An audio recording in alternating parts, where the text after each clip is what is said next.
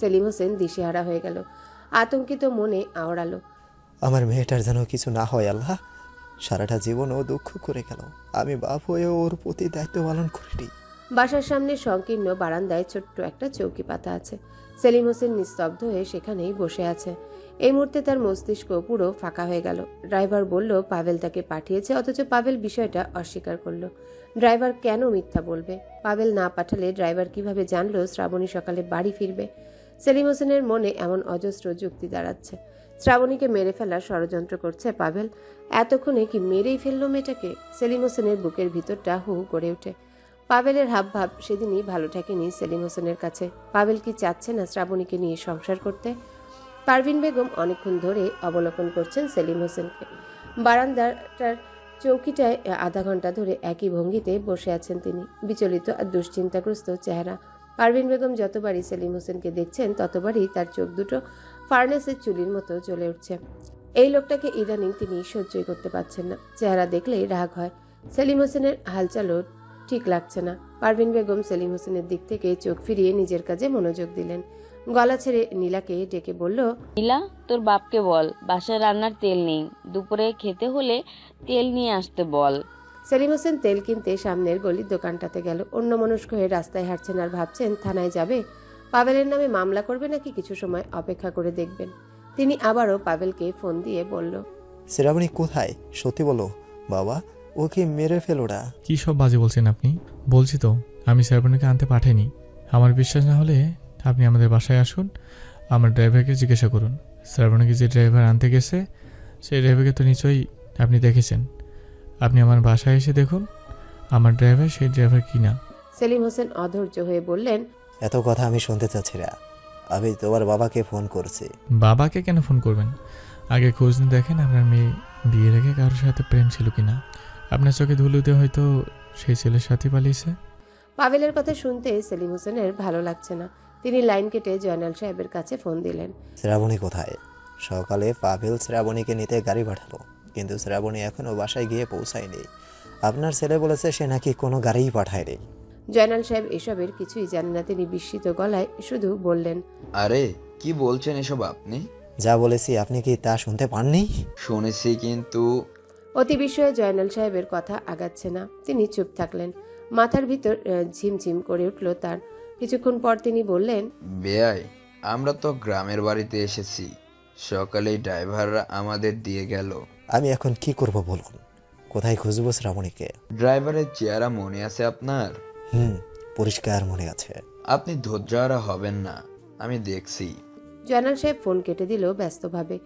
বিষয়টা নিয়ে ভারী উদ্বিগ্ন হয়ে পড়েছেন তিনি। তার মাথা কাজ করছে না, নিজের ছেলের উপরও পুরোপুরি বিশ্বাস করতে পারছে না। পাভেল কি করেছে এসব? জয়নাল সাহেব নিশ্চিন্ত হতে পারছেন না। পাভেল এতটা বিকৃত মস্তিষ্কের হয়ে গেছে। শ্রাবণী অঘরে ঘুমাচ্ছে। হঠাৎ খটখট শব্দে ঘুম ভেঙে গেল। ঘুম ভাঙতে শ্রাবণী চিৎকার করে লাফিয়ে উঠে বসলো। কোথায় আছে ও? এ তো নরম বিছানা। ওকে যেখানে আটকে রাখা হয়েছিল সেটা তো অন্ধকার একটা রুমে ছিল। তারপর কি হলো? এখনো ঘুটঘুটে অন্ধকার, কিন্তু তুলার মতো নরম বিছানা, বালিশ, এসব আসলো কোথা থেকে? শ্রাবণীর শরীর কাঁপছে। ভয়ে প্রাণটা বেরিয়ে যাবে বোধ হয়। অন্ধকারে ওর ভীতু চোখ দুটো বোকার মতো চারিদিকে তাকিয়ে বোঝার চেষ্টা করছে কোথায় আছে ও। অন্ধকারে তো কিছুই বোঝা যাচ্ছে না। আলো জ্বেলে দিবে, কিন্তু আলো কোথায় পাবে? জড়সড়ভাবে শ্রাবণী কিছুক্ষণ নিস্তব্ধ হয়ে বসে রইল। নড়তেও ভয় লাগছে ওর।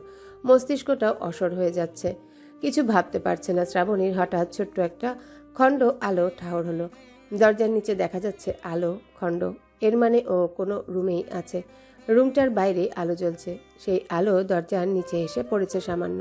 শ্রাবণী প্রচণ্ড চেষ্টা করে মনে মনে সাহস সঞ্চয় করে বিছানা থেকে নামলো। আলোটার দিকে দুর্বল পায়ে এগিয়ে গেল। তারপর দরজাটা একটু ঠেলে দেখলো বন্ধ নাকি খোলা। আশ্চর্য, দরজা তো খোলা। দরজা খুলে কি বাইরে বের হবে? সাহস পেল না শ্রাবণী। বাইরে বের হয়ে দেখে যদি কতগুলো ক্ষুধার্ত পুরুষের আড্ডা। এমন শঙ্কায় শ্রাবণীর মন তটস্থ। ও দরজার সামনেই দাঁড়িয়ে রইল। হাত পা ক্রমশ দুর্বল হয়ে আসছে, বল হারাচ্ছে। দরজার বাইরে কারো পায়ের আওয়াজ পাওয়া যাচ্ছে।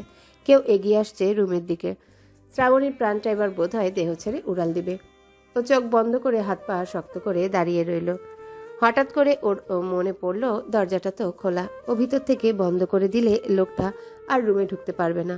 কম্পিত হাতে দরজা লাগিয়ে দিল শ্রাবণী। সেই পায়ের আওয়াজটা আর পাওয়া যাচ্ছে না এখন। শ্রাবণীর কিছুই বোধগম্য হচ্ছে না। খানিক বাদেই পুরুষালী গলায় কেউ ডাকলো। শ্রাবণী।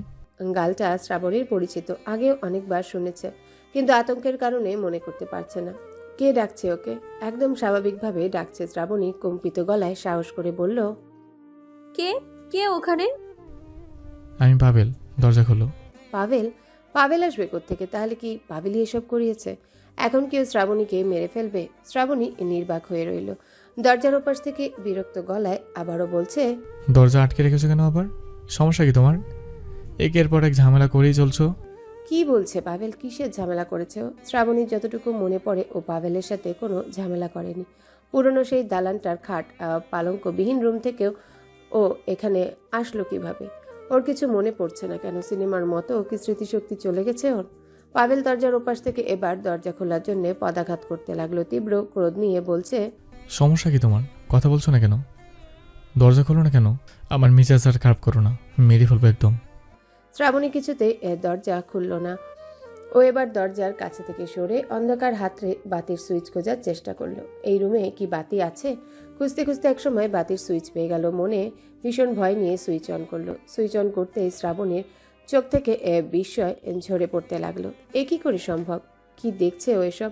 ওর মাথা কি খারাপ হয়ে গেছে? শ্রাবণী ধপ করে খাটে বসে পড়ল। এটা যে ওর রুম, এ রুমে আসলো কিভাবে? শ্রাবণীর কিছু মনে পড়ছে না।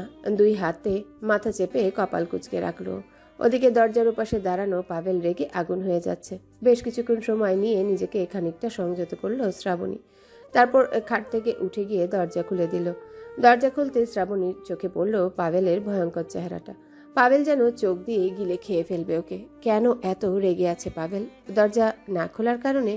শ্রাবণী এই মুহূর্তে পাভেলের রাগকে তুচ্ছ করে কম্পিত গলায় জিজ্ঞাসা করলো, আমি আমি এখানে আসলাম কিভাবে?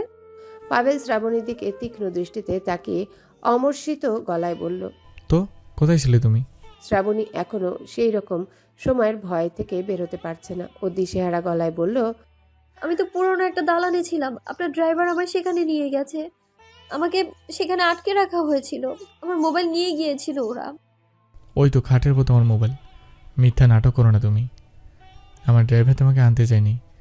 তুমি নিজের ইচ্ছায় কোথায় গিয়েছিলে? কোথায় গিয়েছিলে তুমি? পুরনো কোনো প্রেমিকের সাথে দেখা করতে? পাভেল খাটের দিকে দেখিয়ে বলল। শ্রাবণী বিস্মিত দৃষ্টিতে খাটের দিকে তাকিয়ে দেখলো সত্যি সত্যি ওর মোবাইল খাটের উপর। ও হতবাক হয়ে গেল। পাভেল বলল, কোথায় গিয়েছিলে তুমি সেই সকালে বাসা থেকে বের হয়ে? তোমার বাবা আমায় ফোন করে পাগল বানিয়ে ফেলেছে। তোমার বাবার ধারণা আমি তোমাকে গায়েব করেছি। আপনার ড্রাইভার ভোর 5টায় আনতে গিয়েছিল আমায়। আমি তো পাভেল চিৎকার করে উঠল। বন্ধ করো তোমার ফালতু পেঁচাল। শ্রাবণী থেমে গেল। অনেকক্ষণ ধরে থেমে রইল। পাভেল চোখ লাল করে তাকিয়ে আছে শ্রাবণীর দিকে। শ্রাবণী চিন্তা নিমগ্ন হয়ে নিচের দিকে তাকিয়ে রইল। পাভেল উগ্র রোষ নিয়ে শ্রাবণীর সাথে চিৎকার করছে, মাঝে মাঝে বিশ্রী ভাষায় গালিও দিচ্ছে। এই উন্মাদ লোকটার উপর শ্রাবণীর মেজাজও তুমুল চড়ে গেল। ওর ইচ্ছে করছে এই মুহূর্তে পাভেলের গলায় ছুরি চালিয়ে চিৎকার বন্ধ করতে। অনেকক্ষণ ধরে পাভেলের এই উদ্ভট আচরণ সহ্য করছে। শ্রাবণী ধৈর্যচ্যুত হয়ে গেল। এবার ও চট করে খাট থেকে উঠে দাঁড়িয়ে রাগে কাঁপতে কাঁপতে বলল, আপনার চিৎকার চেঁচামেচি বন্ধ করুন প্লিজ। নাটক করছি না আমি নাটক করছি না, আপনি নাটক করছেন। আপনি আমায় অপহরণ করিয়েছেন, এই সব কিছু আপনিই করিয়েছেন। শ্রাবণীর কথা শুনে আগে যেন পাভেলের চোখ দুটো বের হয়ে যাবে। ও হঠাৎ শ্রাবণীর গলা টিপে ধরে বলল, সকাল থেকে তোমার বাবা আমার মাথা খারাপ করেছে, আর এখন তুমি করছো। গলা ধাক্কা দিয়ে তোমাকে এই বাসা থেকে বের করে দেব। বলছি না আমি গাড়ি পাঠাইনি? তুমি নিজের ইচ্ছায় কোথাও গিয়েছিলে, এখন উল্টা আমার সাথে গলা উঁচে কথা বলছো কোন সাহসে? পাভেল হিংস্রভাবে শ্রাবণীর গলা টিপে ধরে আছে। শ্রাবণীর শ্বাসরুদ্ধ হয়ে আসছে। ও গলা থেকে পাভেলের হাত সরানোর প্রাণপণ চেষ্টা করছে। শ্রাবণীর দুর্বল চেষ্টা পাভেলের শক্তির কাছে তুচ্ছ। গলা থেকে পাভেলের বলিষ্ঠ হাত সরাতে ব্যর্থ হলো। শ্রাবণীর শ্বাস পুরোপুরি রুদ্ধ হয়ে আসছে। ওর চোখ বেয়ে নিঃশব্দে পানি গড়াচ্ছে। এক পর্যায়ে পাভেল ওর হাত সরিয়ে নিল। শ্রাবণী ধপ করে ফ্লোরে বসে পড়ল। জোরে জোরে নিঃশ্বাস ফেলছে আর হাঁপাচ্ছে। একটু পর পাভেলও হাঁটু গেড়ে ফ্লোরে বসলো শ্রাবণীর মুখোমুখি। পাভেলের চেহারা সেই ভয়ঙ্কর রাগটা হালকা হয়ে আসছে। সে শান্ত গলায় শ্রাবণীর মুখের দিকে তাকিয়ে বলল, যে কাজটা আমি করিনি সে কাজের দোষারোপ যদি আমার উপর দেওয়া হয় তাহলে আমার মাথা খারাপ হয়ে যায়। তোমায় অপহরণ করেছে, আটকে রেখেছে, এসব তোমার সাজানো গল্প। সকালে গাড়ি নিয়ে বের হয়ে কোথায় গেছিলে তুমি? বিয়ের আগে কোনো প্রেমিকের সাথে দেখা করতে, নাকি কারোর সাথে পালিয়ে যেতে? পালিয়ে যাওয়ার কথা বলে তোমাকে নেয়নি তোমার প্রেমিক, সেজন্য আবার ফিরে এসেছো, তাই তো? তুমি আমাকে বোকা বানাতে চাচ্ছ। আমার সাথে চালাকি করছো। আমার সাথে চালাকি করা এত সহজ নয়। শ্রাবণী এখনো হাঁপাচ্ছে গলায় হাত দিয়ে। পাভেলের আঙ্গুলের চাপ স্পষ্টভাবে বসে গেছে ওর গলায়। ফর্সা গলাটা লাল হয়ে গেছে। পাভেলের কথার প্রত্যুত্তর করা জোর পেল না। পাভেল বলল, আমার মুখে মুখে ভবিষ্যতে কোনো তর্ক করবে না, গলা টিপে মারি ফেলবো। শ্রাবণী নিশ্চুপ। শরীরটা একদম নিস্তেজ হয়ে গেছে ওর, নড়াচড়া করার শক্তি নেই। পাভেল হঠাৎ শ্রাবণীর হাত ধরে টেনে ফ্লোর থেকে তুলে খাটে বসালো। এর ভিতর শ্রাবণীর ফোনটা বেজে উঠল। শ্রাবণী নিষ্প্রভ দৃষ্টিতে ফোনের দিকে তাকালো। শ্রাবণীর চেহারায় এখন কোনো রাগ, দুঃখ, ক্ষোভ নেই। চেহারাটা একদম শীতল আর অসহায় লাগছে। সেলিম হোসেন ফোন করেছেন। ফোন ধরে তাকে চিন্তামুক্ত করা দরকার। শ্রাবণী ফোন ধরল। ওপাশ থেকে সেলিম হোসেন উতলা হয়ে বলল, কে শ্রাবণী? শ্রাবণী ক্ষীণ গলায় আস্তে করে বলল, হ্যাঁ বাবা। সেলিম হোসেন বড়সড় একটা প্রশান্তির নিঃশ্বাস ফেলল। ফোনের এপাশে শ্রাবণী সেটা পরিষ্কার শুনতে পেল। সেলিম হোসেন এবার দ্বিগুণ উতলা হয়ে প্রশ্ন করল, কই ছিলি তুই? কোথায় গিয়েছিলি? কি হয়েছিল? ফোন বন্ধ কেন ছিল? এই মুহূর্তে শ্রাবণী এত কথা বলতে পারবে না। বাবা আমি পরে বলবো সবটা, আমার বিশ্রামের দরকার। আগে বল, তুই ঠিক আছিস তো পুরোপুরি? শুধু একটা কথা বল, তোকে কি ওই ড্রাইভার তুলে নিয়ে গিয়েছিল? বাবা। কেন নিয়ে গেছে? কোথায় নিয়ে গেছে? এখন তুই কোথায়? বলছি তো পরে বলবো, এখন আমি বাসায়। শ্রাবণী ফোন রেখে খাটের সাথে হেলান দিয়ে আধাশোয়া অবস্থায় চোখ বুজে রইল। পাভেল একটু তফাতে বসে আছে খাটের পাশে সোফাটায়। শ্রাবণী এখন শুধু ভাবছে ও বাসায় ফিরল কিভাবে। এই রুমে, এই বিছানায় পাভেল অপহরণ করালে ও আবার বাসায় নিয়ে আসবে কেন? এই প্রশ্ন দুইটা শ্রাবণীর মস্তিষ্ক অস্থির করে তুলছে। পাভেলের সাথে কথা বলতে শ্রাবণীর ঘৃণা লাগছে, উল্টো শ্রাবণীকে দোষারোপ করছে পাভেল। এমন মেজাজ দেখাচ্ছে যেন সত্যি এ ব্যাপারে কিছু জানে না। শ্রাবণীর না ছিল কোনো প্রেমিক, না কোনো শত্রু, অন্তত এমন পর্যায়ে শত্রুতা নেই যে এভাবে তুলে নিয়ে যাবে। কিন্তু এখন শ্রাবণীর কাছে কে তুলে নিয়ে গেছে এর চেয়েও গুরুত্বপূর্ণ প্রশ্ন, ওকে ওই দালানটা থেকে বিছানায় পৌঁছালো কিভাবে? তুলে নেওয়ার বিষয়টা অস্বীকার করলেও শ্রাবণী কিভাবে বাসায় ফিরেছে অন্তত এটা তো পাভেল দেখেছে। এটা শ্রাবণীর একান্তই জানা দরকার। এই মুহূর্তে জানা দরকার, নয়তো এই প্রবল অস্থিরতা কমবে না। পাভেল এখনও সোফায় বসে আছে উন্মনা হয়ে। তার মুখের অভিব্যক্তি দেখে মনে হচ্ছে কোনো বিষয় নিয়ে গভীর চিন্তায় মগ্ন সে। শ্রাবণী যন্ত্রের মতন মনের অনিচ্ছা ঠেলে জিজ্ঞাসা করল, অন্তত এটা বলুন আমি বাসায় ফিরেছি কি করে? পাভেল আবারও চোখ লাল করে তাকিয়ে বলল, অভিনয় করার প্রয়োজন নেই, তুমি দরকার হলে এখন আবার গিয়ে তোমার প্রেমিকের সাথে দেখা করে আসো। কি আর্স, শুধু শুধু এসব নিয়ে প্রশ্ন করে আমার মাথা খারাপ করো না আবার। পাভেলের রাগ দেখেও শ্রাবণী দমল না, বলল, আচ্ছা আমি অভিনয় করছি, আমার প্রেমিকের সাথে দেখা করতে গিয়েছি, তবুও এটা বলুন যে আমি বাসায় কি করে এসেছি। পাভেল এবার দম ফেলে বিরক্ত গলায় বলল, সন্ধ্যার সময় আমি ছাদে গিয়েছিলাম, 2 ঘন্টার মধ্যে ছাদে ছিলাম। বাড়ির মেইন গেট খোলা ছিল।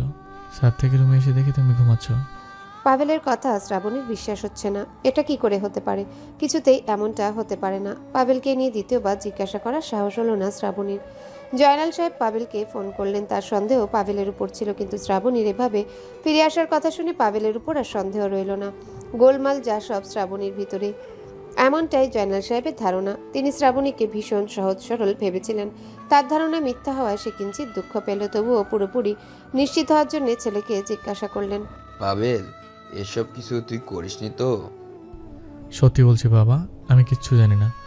আমার তো মনে হচ্ছে এইসব গোলমাল শ্রাবণের ভিতর। শ্রাবণী কি করেছে এখন? শুয়ে আছে। আচ্ছা তুই ওকে কিছু বলিস না, আমরা কালকেই ফিরবো বাড়িতে। কেন, কয়েকদিন থাকবে নাকি তোমরা? না, এত ঝইঝামেলা হচ্ছে বাড়িতে, কিভাবে থাকি? কিসের ঝামেলা? কিডন্যাপ টিডন্যাপ এইসব মিথ্যে কথা বাবা। সুন্দরী মেয়ে, বিয়ের আগে কতজনের সাথে সম্পর্ক ছিল, কার সাথে কোথায় কি দেখা করতে গেছে, তোমরা এসব নিয়ে চিন্তা করো না, নিশ্চিন্তে বেরো। কেন, কিছু সম্পর্ক নিশ্চিত না হয়েও এভাবে বলা ঠিক না পাভেল। জয়নাল সাহেবের সাথে পাভেল নিচু গলায় কথা বললেও শ্রাবণী সব শুনেছে। ওর কান খুব পরিষ্কার। শ্রাবণীর খুব দুঃখ হচ্ছে ওর নামে মিথ্যা বলে বদনামগুলো শুনে। অসহায় বোধ হচ্ছে। ও না শোনার ভান করে রইল। কিডন্যাপাররা শ্রাবণীকে যখন গাড়ির ভিতর থেকে টেনে হিঁচড়ে বের করেছিল, তখন একজনের নখের আঁচড়ে শ্রাবণীর হাতের মাংস উঠে গিয়েছিল। সেই দাগটা এখনও তাজা। শ্রাবণীর মুখ যখন চেপে ধরেছিল, তখন ওর মুখের কাছেও খামচির দাগ পড়ে গেছে, সেখানে এখনও জ্বলছে। তবু এরা সবাই বলছে শ্রাবণী মিথ্যা বলছে, অভিনয় করছে। তীব্র ক্ষোভ হচ্ছে শ্রাবণীর মনে, চোখ থেকে নিভৃতে জল গড়াচ্ছে। একটু পর পাভেল এসে শ্রাবণীর পাশে শুলো, আস্তে করে হাত রাখল ওর কোমরে। ধীরে ধীরে ঘনিষ্ঠ হওয়ার চেষ্টা করছে, শ্রাবণীও দূরে সরে যাচ্ছে। দূরে সরতে সরতে খাটের একদম ও প্রান্তে চলে গেল। আর একটু হলে খাট থেকে ধূপ করে ফ্লোরে পড়ে যাবে। এই লোকটার কি লাজ লজ্জার পালাই নেই? কোন লাজে শ্রাবণীর শরীর হাতাচ্ছে? শ্রাবণী হঠাৎ পাভেলের হাত দুটো ধরে ওর শরীর থেকে ছুঁড়ে ফেলে দিল। তারপর চট করে খাট ছেড়ে উঠে গেল। পাভেল বিহবল হয়ে গেল। শ্রাবণীর মতো ভীতুদাচের মেয়ে এভাবে ওর হাত ছুঁড়ে ফেলে দিবে এটাও ভাবতেই পারেনি। কি আশ্চর্য! মেয়েটার সাহস বাড়ছে দিন দিন। শ্রাবণী রুম থেকে বের হয়ে বারান্দায় চলে গেল। বারান্দার দরজা ছিটকিনি লাগিয়ে দিল। মুক্ত বাতাসে নিঃশ্বাস ছাড়ল। কিছুতেই স্বাভাবিক হতে পারছে না ও। কি হয়েছিল ওর সাথে? চাপা এক ভয় শ্রাবণীর মনে বিরাজ করছে। ও চোখ বুজে সবকিছু মনে করার চেষ্টা করছে, কিচ্ছু মনে পড়ছে না। চিৎকার দিতে ইচ্ছা করছে। পাভেল নিজে কেমন নির্দোষ দাবি করছে নিজেকে, যে এই বিষয়ে তার সাথে কথাই বলা যাচ্ছে না। একদম তেতে উঠেও শ্রাবণী ভেবেছিল বিছানা ছেড়ে আসার পর পাভেল চিৎকার চেঁচামেচি করবে, দরজা ধাক্কাধাক্কি করবে, কিন্তু সেরকম কিছুই হলো না। জানালার পর্দা সরিয়ে রুমের দিকে উকি দিয়ে শ্রাবণী দেখলো পাভেল ঘুমাচ্ছে। ও স্বস্তির নিঃশ্বাস ফেলল। বাসায় শুধু ওরা দুজন। বাসাটা একদম নীরব। পাভেলের দাদা দাদিও গেছে গ্রামের বাড়িতে। বারান্দায় কোল ঘেঁষে দাঁড়িয়ে থাকা কদম ফুল গাছটা বাতাস ছাড়াই অস্বাভাবিকভাবে নড়ছে হঠাৎ করে। শ্রাবণীর অবচেতন মনে নানান শঙ্কা উকি দেয়। গা ছমছম করে উঠে তড়িৎ বেগে বারান্দা থেকে রুমে চলে গেল। পাভেল গভীর ঘুমে তলিয়ে আছে। শ্রাবণী নিঃশব্দে খাটের এক কোণ ঘেঁষে গুটিসুটি মেরে শুয়ে পড়ল। পর্ব 12। 2-3 দিন কেটে গেল। অপহরণের ঘটনা নিয়ে কয়দিন অস্বাভাবিক ঘোরের ভেতর ছিল শ্রাবণী।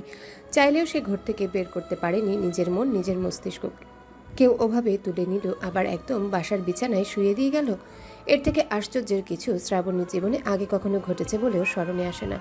সকালবেলা ঘুম থেকে উঠে ছাদে চলে যায় শ্রাবণী। সকালবেলা ছাদের পরিবেশটা মন ভালো করার মতন। সতেজ বাতাস গা ছুঁয়ে দেয়। টবে লাগানো ফুল গাছের ফুলগুলো থেকে মৌ মৌ গন্ধ ছড়ায়। ফুল গাছের আশেপাশে প্রজাপতি আর ঘাস ফড়িং নাচানাচি করে। টুকটুকে লাল চমৎকার দেখতে একটা প্রজাপতির দিকে শ্রাবণীর দৃষ্টি আটকে যায়। ও প্রজাপতিটাকে আঙ্গুলের ডগায় বসানোর বৃথা চেষ্টা করে যাচ্ছে কয়েক মিনিট ধরে। হঠাৎ কারো উপস্থিতি টের পেয়ে পিছনে ফিরে তাকায়। পাভেল দাঁড়িয়ে আছে। সদ্য ঘুম থেকে উঠেছে বোধহয়। মাথার চুলগুলো জুবুথুবু হয়ে আছে। ডান পায়ের ট্রাউজার হাঁটু পর্যন্ত তোলা। ঘুম জড়ানো গলায় শ্রাবণীকে বলল, চা কোথায় আমার? তুমি জানো না ঘুম থেকে উঠে সবার আগে আমি চা খাই? চা না দিয়ে তুমি ছাদে বসে আছো। শ্রাবণী হেয়ালি করে বলল, কোথায় বসে আছি আমি? আমি তো দাঁড়িয়ে আছি। দাঁড়িয়ে দাঁড়িয়ে প্রজাপতি ধরার চেষ্টা করছি। পাভেল বিরক্ত মুখে বলল, এই মেয়ে, ফাজলামো করো তুমি আমার সাথে? হ্যাঁ, করছি ফাজলামো। আমি আপনার মতো বুড়ো হরিণ না যে সব সময় সিরিয়াস মুডে থাকবো। আমার বয়স মাত্র 16। কি বললে তুমি আমায়? বুড়ো হরিণ? তো কি আপনি কচি ছোকরা? শ্রাবণীর এমন আচরণে পাভেল থ হয়ে গেল। মেয়েটার মাথা ঠিক আছে তো? এই মেয়ে তো পাভেলের দিকে তাকিয়ে কথা বলতেই ভয় পেত। গত 2 দিন ধরে সব কথার বিপরীতে কি চটপটে উত্তর দিচ্ছে। পাভেল বড় দুশ্চিন্তায় পড়ে গেল। বলল, বেশি কথা বলছো তুমি আজকাল। এত সাহস আসছে কোথা থেকে? সঙ্গ দোষে লোহা ভাসে। মানে তুমি কি বলতে চাচ্ছ? লেখাপড়ায় কি খারাপ ছিলেন আপনি? বাংলা প্রবাদও বোঝেন না? বিস্ময়ে পাভেলের চোখ দুটো যেন খুলে পড়বে। শ্রাবণীর মাথায় কি গন্ডগোল হয়ে গেল? এই 16 বছরে এইটুকুন মেয়েটা ওর সাথে এইভাবে কথা বলার সাহস পাচ্ছে কোথায়? পাভেল রাগ চেপে বলল, বক বক বন্ধ করে চা দিয়ে যাও। শ্রাবণী স্বাভাবিকভাবে বলল, বানিয়ে খান, নয়তো কাজের মেয়ে রাখেন। তুমি কি চাচ্ছ সকালবেলা আমি চেঁচামেচি করি? কোন সাহসে তুমি আমার সাথে এভাবে কথা বলছো? শ্রাবণী এক শব্দে হেসে উত্তর দিল, দুঃসাহসে। পাভেল ছাদ থেকে নেমে গেল। জরুরি কাজ আছে। শ্রাবণীর সাথে রাগারাগি করার সময় নেই। মেয়েটা 2 দিন ধরে ওর মেজাজের রাগের একদমই গুরুত্ব দিচ্ছে না। কি আশ্চর্য! রাগে পাভেলের মাথা গরম হয়ে যাচ্ছে। ও ফ্রেশ হয়ে না খেয়ে রেডি হতে লাগলো। শ্রাবণী আজ নাস্তাও বানায়নি। সকাল থেকে ছাদে বসে আছে। বিরক্ত ভঙ্গি নিয়ে ড্রেসিং টেবিলের সামনে দাঁড়িয়ে টাই বাঁধতে লাগলো পাভেল। হঠাৎ ড্রেসিং টেবিলের আয়নায় দেখলো শ্রাবণী চায়ের কাপ হাতে দাঁড়িয়ে আছে ওর পিছনে। দাঁড়িয়ে দাঁড়িয়ে অদ্ভুত ভঙ্গিতে মুখ বাঁকিয়ে হাসছে ওর দিকে তাকিয়ে। পাভেল আজ যতই শ্রাবণীকে দেখছে ততই অবাক হচ্ছে। মেয়েটা বিচিত্র আচরণ করা শুরু করেছে হুট করে। শ্রাবণী কয়েক পা এগিয়ে এসে ড্রেসিং টেবিলের সামনে শব্দ করে চায়ের কাপটা রাখলো। ঠোঁটের হাসিটা আরও প্রশস্ত করে বলল, এই আপনার চা বুড়ো হরিণ। এই চায়ের একটা বিশেষত্ব আছে। এই চা খেলে মানুষের বয়স কমে, যৌবন ফিরে আসে। বুড়ো থেকে আপনি একদম কচি ছোকরা হয়ে যেতে পারবেন। পাভেল রেগে গিয়ে বলল, ঠিকঠাক ভদ্রভাবে কথা বলো তুমি। কী সব বলছো এগুলো? নিয়ে যাও চা। তোমার চা তুমি খাও। শ্রাবণী ঠোঁটের হাসি বিলীন হলো না। ও আগের ন্যায় হেসেই বলল, উহু, এই চা আমি খেতে পারবো না। আমার বয়স তাহলে আরো কমে যাবে, 16 থেকে 10 হয়ে যাবে। এখন তো আপনি আমার থেকে 18 বছরের বড়, তখন 24 বছরের বড় হয়ে যাবেন। আমার বাপ চাচা মামাদের সমবয়সী হয়ে যাবেন। পাভেল তীব্র রাগে চোখ দুটো বন্ধ করে বলল। তোমার এই অসংলগ্ন কথাবার্তা বন্ধ করবে? বের হয়ে যাও রুম থেকে। শ্রাবণী মাথা নত করে কুর্নিশ করার ভঙ্গি করে বলল। প্রতি আজ্ঞা শিরোধার্য। বের হয়ে যাচ্ছি আমি। আপনি বাসা থেকে বের হওয়ার আগে আমার সাথে দেখা করে যান, কপালে চুমু খেয়ে দিব আপনার। পাভেল এবার একটু হোঁচট খেল শ্রাবণীর কথায়। বিস্ফোরিত দৃষ্টিতে তাকায় শ্রাবণীর মুখের দিকে। লজ্জায় সিঁদুরে হয়ে উঠেছে ওর চেহারা। লাজ রঞ্জিত মুখে হাসছে। কিছুক্ষণ নিষ্পলক দৃষ্টিতে শ্রাবণীর দিকে তাকিয়ে রইল পাভেল। গলার টাইটা অর্ধবাঁধা। শ্রাবণীর কথায় কোনো প্রত্যুত্তর না করে ফের ড্রেসিং টেবিলের দিকে তাকালো। শ্রাবণী রুম থেকে চলে গেছে গুনগুন করতে করতে। পাভেল মনে মনে হাসছে শ্রাবণীর হালচাল দেখে। ও টাই বেঁধে গায়ে কড়া পারফিউম দিল। তারপর রুম থেকে বেরোয় রুমের দরজার সামনে দাঁড়িয়ে দাঁড়িয়ে জুতা পরছে নিচের দিকে ঝুঁকে। এর ভিতর হঠাৎ শ্রাবণী কোত্থেকে ছুটে আসলো। পাভেল জুতা পায়ে সোজা হয়ে দাঁড়ালো মাত্র। পাভেলের সামনে দাঁড়ানো শ্রাবণী হঠাৎ চট করে চুমু খেয়ে নিল পাভেলের কপালে। চুমু খেয়ে মুখ বিকৃত করে পাভেলের দিকে তাকিয়ে বলল। বিশ্রী স্বাদ আপনার কপালে, একটু ভালো লাগলো না চুমু খেয়ে। আবেগ অনুভূতি কিছুই হলো না, যেন রাস্তায় মাথা উঁচু করে সারি সারি ভাবে দাঁড়িয়ে থাকা কারেন্টের খাম্বায় চুমু খেয়েছি আমি। যে শ্রাবণী সবসময় পাভেলের ছোঁয়া থেকে পালিয়ে বেড়ায়, সে হঠাৎ করে এভাবে পাভেলের কপালে চুমু খেলো। পাভেল মনে মনে অবাক হলো খুব, কিন্তু প্রকাশ করলো না। রাগী ভঙ্গিতে বলল। বিশ্রী স্বাদ তো চুমু খেলে কেন? আমার বাপ তো আমার গলায় কারেন্টের খাম্বা ঝুলিয়ে দিয়েছে, বিশ্রী স্বাদ হলেই বা কি করার। তোমায় এক হাতে তুলে জানলা দিয়ে রাস্তায় ছুঁড়ে মারবো। এই ধরনের বকবক তুমি ফের আমার সাথে করবে না। এই বলে পাভেল ব্যস্ত চোখে হাতের কবজিতে আবদ্ধ ঘড়িটার দিকে তাকালো। দেরি হয়ে গেছে খুব। ও লম্বা লম্বা পা ফেলে বাসা থেকে বের হয়ে গেল। পাভেল বাসা থেকে বের হয়ে যাওয়ার পর শ্রাবণী হো হো করে হেসে উঠল। পাভেলের বিব্রত মুখটা আজ দেখার মতন ছিল। পাভেলের সাথে এমন আচরণ করতে শ্রাবণী মনে মনে প্রচণ্ড ভয় পেয়েছিল, তবু মুখের অভিব্যক্তি স্বাভাবিক রেখেছে খুব চেষ্টায়। শ্রাবণী ভীত হয়েছিল এই বুঝি পাভেল কুশিয়র গালে চড় মারবে। সুন্দরী বইয়ের এমন আহ্লাদের বিপরীতে কজন পুরুষই বা চড় মারতে পারে? শ্রাবণীর ধারণা কোনো পুরুষই পারবে না। শ্রাবণী রুমে আসলো। রুমটা পুরো অগোছালো। পাভেল আলমারির সব কাপড় নামিয়ে রেখেছে। কাপড়গুলো বিচ্ছিন্নভাবে ছড়িয়ে ছিটিয়ে আছে। গোসল শেষে ভেজা চুপচুপে তোয়ালেটাও বিছানার ওপর ফেলে রেখেছে। বিছানার চাদরটা খাটের মাঝখানে দলা বাকি আছে। সোফার কুশনগুলো ফ্লোরে গড়াগড়ি খাচ্ছে। আশ্চর্য, এই লোকটা রুমের এমন হাল বানিয়ে রেখেছে কেন? শ্রাবণী চা বানিয়ে দেয়নি সেই ক্ষোভে? ড্রেসিং টেবিলের কাছে রাখা চায়ের কাপটাও এখনও সেখানে পড়ে আছে। পাভেল খায়নি চা। চা ঠান্ডা হয়ে শরবত হয়ে গেছে। শ্রাবণী বিরক্ত মুখে প্রথমে বিছানা গুছিয়ে তারপর আলমারিটা গুছাতে লাগলো। এই আলমারিতে সব পাভেলের জামা কাপড়। আলমারি গোছাতে গিয়ে শ্রাবণী হঠাৎ একটা প্যাকেট পেল। প্যাকেটের মুখ খোলাই ছিল। প্যাকেটের ভিতর কি আছে তা দেখার জন্য মুহূর্তেই কৌতূহলী হয়ে উঠল। প্যাকেটের ভিতর একটা খয়েরি রঙের ফিনফিনে পাতলা শাড়ি দেখতে পেল, খুব দামি শাড়ি। পাভেলের আলমারিতে শাড়ি কেন? শ্রাবণী খুব বেশি অবাক হলো না। পাভেলের 2-4টা প্রেমিকা আছে জানলেও খুব বেশি অবাক হবে না। পাভেল বড়লোক বাবার অতি আদরের বিলাসী ছেলে। 2-4টা প্রেম থাকবে না কি করে হয়? হয়তো পাভেল তার কোনো প্রেমিকা কিংবা মেয়ে ফ্রেন্ডের জন্য কিনেছে। মেয়ে ফ্রেন্ডের থেকে প্রেমিকা হওয়ার সম্ভাবনাই বেশি। শাড়ির সাথে ম্যাচিং করে কানের ঝুমকাও কিনেছে, সাথে চমৎকার একটা চিঠির খামও পেল। অন্যের চিঠি পড়া কি উচিত হবে? নিজের মনকে করা এমন অবান্তর প্রশ্নের বিপরীতে শ্রাবণী নিজে একা একা হাসলো। অন্যের চিঠি কোথায়? এটা তোর স্বামীর চিঠি। বিয়ের পর তোর স্বামী সবচেয়ে আপনজন। শ্রাবণী চিঠিটা খুলল। চিঠিতে লেখা। খয়েরি শাড়িতে বড় ভাই তোমাকে সুন্দর লাগে। এটা কথা কি তোর হাজব্যান্ড তোকে কখনো বলেছে? না বললে বুঝিনিস সে তোর প্রতি একটু মনোযোগী না। মেয়েটার হাজবেন্ড আছে, আবার মেয়েটাকে পাভেল তুই করে সম্বোধন করছে। তাহলে মেয়েটা কে হতে পারে পাভেলের? শ্রাবণী ব্যাগের ভিতর শুকনো কিছু গোলাপের পাপড়ি আর একটা চকচকে আংটিও পেল। হীরার আংটি বোধহয়। খুব সুন্দর আংটিটার ডিজাইন। কি করবে এখন এই প্যাকেটটা? আলমারিতে রেখে দিবে নাকি লুকিয়ে রাখবে? শ্রাবণীর মাথায় খুব বুদ্ধি চাপলো। ও প্যাকেটটা লুকিয়ে ফেললো। চিঠিটা পড়েও দ্বিধায় পড়ে গেল মেয়েটার সম্পর্কে পাভেলের কে হয় এই নিয়ে। চিঠি পড়ে যদি পরিষ্কার বুঝতে পারতো মেয়েটা পাভেলের প্রেমিকা, তাহলে শাড়িটা কেটে কুচি কুচি করে ময়লার ঝুড়িতে ফেলে দিত। পাভেল সেই সকালে বের হয়েছে বাসা থেকে, এখনও বাসায় ফেরেনি। জয়নাল সাহেব গ্রামে যাওয়ায় এখন ব্যবসার সামান্য দায়িত্ব পাভেলের কাঁধে পড়েছে। শ্রাবণী সারাদিন বাসায় একদম একাকী ছিল। বাসায় আর একটা প্রাণীও নেই। 2টা কথা বলার কেউ নেই। আলাপচারিতা করার মতন কেউ নেই। এত বড় বাসা পুরোপুরি নিশারা। শ্রাবণীর গা ছমছম করে ওঠে। ও জানালার পর্দা সরিয়ে রাস্তার দিকে তাকিয়ে রইল। এই রাস্তা দিয়ে তেমন গাড়ি যাওয়া আসা করে না। ওপাশের মেন সড়ক ধরে গাড়ির চলাচল। নিরিবিলি রাস্তাটা। নিরিবিলি হওয়ায় রোজই বিকালবেলায় জোড়ায় জোড়ায় কপত কপতি এখান দিয়ে হাত ধরাধরি করে হেঁটে যায়, কিংবা রাস্তার পাশের বেঞ্চগুলোতে বসে থাকে। কেউ কেউ আবার দিনে দুপুরে নির্জন রাস্তায় চুমুও খায়। এদের বোধহয় লাজ লজ্জার ঘাটতি পড়েছে। আজও একজোড়া কপত কপতি হাত ধরাধরি করে হেঁটে যাচ্ছে। মেয়েটা গাঢ় খয়েরি একটা শাড়ি পরা, ছেলেটা খয়েরি পাঞ্জাবি গায়ে। মেয়েটার হাতে আধা খাওয়া একটা আইসক্রিম, ছেলেটা মাঝে মাঝে সেই আইসক্রিমটায় কামড় দিচ্ছে। দুইজনেরই হাস্যোজ্জ্বল মুখ। মেয়েটা আদুরে ভঙ্গিতে হাসছে, ছেলেটা মুগ্ধ হয়ে সেই হাসি দেখছে। শ্রাবণী অনিমেষ দৃষ্টিতে অনেকক্ষণ সেদিকে তাকিয়েছিল। একসময় ছেলে মেয়ে দুটো ওর দৃষ্টির সীমানার বাইরে চলে গেল। শ্রাবণী এতক্ষণ মেয়েটার জায়গায় নিজেকে কল্পনা করে মনের ভিতরে এক তীক্ষ্ণ অনুভূতির সৃষ্টি করেছে। কিন্তু ছেলেটার জায়গায় শ্রাবণীর কল্পনায় পাবেল আসলো না। এসেছিল শ্রাবণীর কাঙ্ক্ষিত প্রেমিক মানুষটি, যে ওর জীবনে আসার সুযোগই পায়নি। রাত 9টার পর পাবেল বাসায় ফিরে। বাসায় এসে গোসল দিতে যায়। শ্রাবণী তোয়ালে হাতে বাথরুমের পাশে দাঁড়িয়ে থাকে। এসব জাইফের বুদ্ধি। এই নিরামিষের সাথে এত ঢং ঢং করতে শ্রাবণীর মোটেও ভালো লাগছে না। কিন্তু এসব না করলে প্রেমের ফাঁদে আটকাবে কিভাবে? পাবেল শুধু কোমরে একটা তোয়ালে পেঁচিয়ে উদাম গায়ে বাথরুম থেকে বের হলো। শ্রাবণীর এই অর্ধনগ্ন লোকটার দিকে তাকাতেই লজ্জা পাচ্ছে। তোয়ালে দিয়ে মাথা মুছিয়ে দিবে কিভাবে?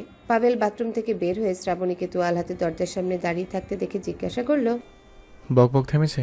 মাথা ঠিক হয়েছে তোমার? তোয়ালে হাতে নিয়ে এখানে দাঁড়িয়ে আছো কেন? বকবক থামেনি, বকবক শুরু করার জন্যই তোয়ালে হাতে দাঁড়িয়েছি আমি। এই বলে শ্রাবণী পাবেলের মাথা মুছিয়ে দিতে উদ্যত হলো। পাবেল সরে দাঁড়ালো, ভ্রু কুচকে শ্রাবণীর দিকে তাকিয়ে বলল, কি করছো তুমি এটা? আপনার মাথা মুছিয়ে দিব। আমার মাথা মুছে দিতে হবে কেন? আর আমি কি বাথরুম থেকে মাথা না মুছে বের হয়েছি? আমার শুকনো মাথা তুমি কি মুছবে? শ্রাবণী বিব্রত হয়ে গেল। তাই তো, মানুষ কি মাথা না মুছে বাথরুম থেকে বের হয়? পাবেল যদি 25 বছরের নরম কোমল মনের রোমান্টিক হাজবেন্ড হতো, তাহলে হয়তো বইয়ের হাতে শুকনো মাথা ও 7 বার মুছতে কোনো আপত্তি প্রকাশ করতো না। কিন্তু 34 বছরের বুড়ো এই আহ্লাদের মর্ম বুঝবে কি করে? পাবেল বলল, আজ আমার অনেক খাটাখাটনি গেছে। আগডুম বাগডুম কথাবার্তা বলে মেজাজ বিগড়াবে না। আর তোমার হঠাৎ কি হলো? কে দিচ্ছে তোমার এসব বুদ্ধি? শ্রাবণীর মনে কু ডাক দিল। চমকে উঠে বলল, কোন বুদ্ধি? কিসের বুদ্ধি? পাবেল উত্তর না দিয়ে শ্রাবণীকে পাশ কাটিয়ে গিয়ে আলমারি থেকে কাপড় বের করছে। শ্রাবণী আঁতকে উঠল। যে আলমারি থেকে শ্রাবণী শাড়ি লুকিয়েছে সেই আলমারি খুলছে পাবেল। ওই প্যাকেটটা তালাশ করবে এখন নিশ্চিত। শ্রাবণী নিজের কপাল চাপড়াতে লাগলো মনে মনে। কেন লুকাতে গেল? আজকাল মাথায় এত কুবুদ্ধি আসছে কেন?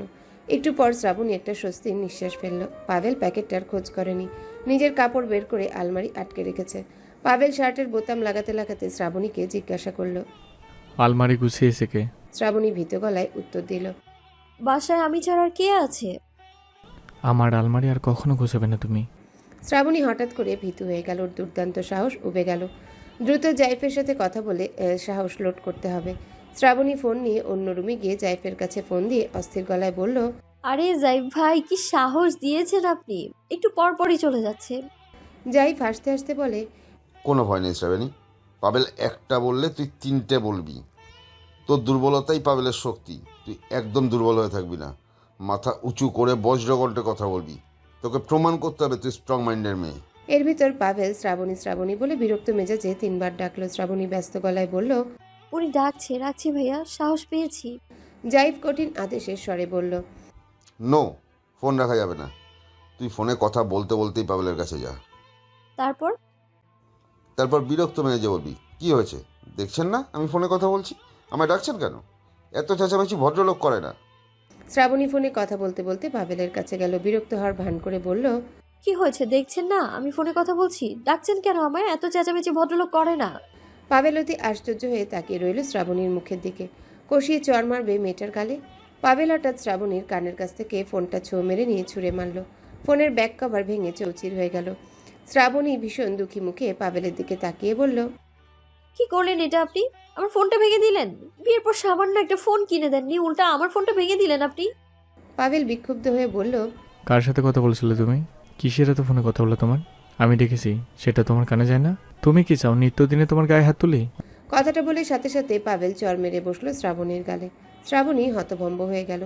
উল্টো 3টে চর মারার মতো বিশ্রী কাজটা করতে পারল না। শ্রাবণীর আগে চেঁচিয়ে বলল, কি ভাবেন আপনি নিজেকে? হ্যাঁ, অকারণে আমার গায়ে হাত তুলবেন, আমি সেটা সহ্য করব? পুরুষ মানুষ বলে যা ইচ্ছে তাই করবেন। কোনো স্বামী যদি তার স্ত্রীর গায়ে অকারণে একটা চড় দেয়, স্ত্রীরও উল্টো 3টা চড় দেওয়া উচিত তাকে। কথাটা বলে শ্রাবণী আরেকটা চর খাওয়ার জন্য প্রস্তুত হচ্ছিল, কিন্তু পাভেল চর মারল না, বলল, অকারণে চর মারিনি তোমায়, অতিরিক্ত কথার জন্য মেরেছি। তুমি কি এখন উল্টো আমায় 3টে চর দিতে চাও? শ্রাবণী পাভেলের চোখের দিকে তাকিয়ে বলল, উল্টো 3টা চড় মারার মতো বিশ্রী কাজটা আমি করতে পারলাম না। এইটুকু বলে শ্রাবণী চুপ হয়ে রইল। পাভেলও নিশ্চুপ হয়ে দাঁড়িয়ে আছে। পাভেলের উত্তাল সমুদ্রের মতো ভয়ঙ্কর চেহারাটা বদলে গেল কিছুক্ষণের মধ্যে। হঠাৎ এভাবে পাভেলের রাগ উবে যাওয়ার কারণটা শ্রাবণী বুঝতে পারল না। পাভেল বলল, হ্যালো বন্ধুরা, পরবর্তী পার্ট খুব তাড়াতাড়ি আসবে, তো সবাই অপেক্ষায় থাকো। আর চ্যানেলটি যারা এখনো সাবস্ক্রাইব করনি তারা পরবর্তী পার্ট দেখার জন্য চ্যানেলটি সাবস্ক্রাইব করে রেখো। ধন্যবাদ সবাইকে, আমাদের সাথেই থেকো।